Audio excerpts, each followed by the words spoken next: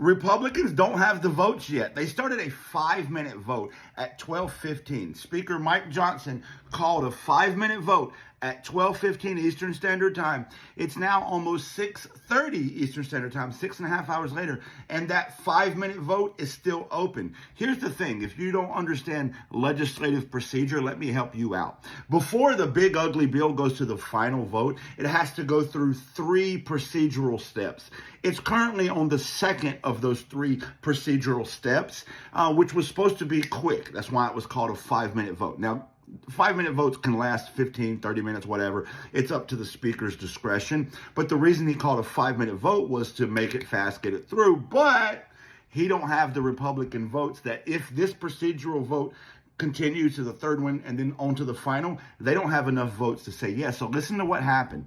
Speaker Mike Johnson took all the Republicans out of the House galley about an hour and a half ago. And now Donald Trump is calling specific members up to the White House.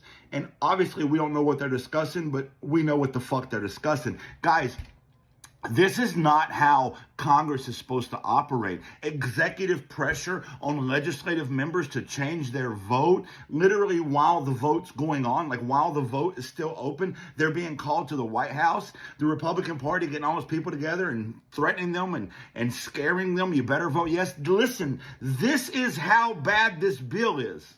It's so bad that this isn't Republicans fighting Democrats to get a bill through. This is Republicans fighting Republicans to get a bill through because it's so fucking bad for everybody except billionaires and big corporations, obviously. Now, look, don't get me wrong. I have zero fucking hope that these spineless bastards will stick to their fucking morals and vote no on this bill. I think that Donald Trump will, push and beat and scare and threaten until he gets his way, because this is how he legislates. He's passed no legislation other than executive orders. This is his one big, beautiful bill. It's ugly as fuck. But this bill guarantees him the power and the money to implement his autocratic dictatorial regime that he dreams of, okay? This, along with everything else he's doing, should let you know where this administration's heading. It's heading to the fall of democracy. So I still feel that they're going to push and push and push. Listen, Congress isn't even supposed to be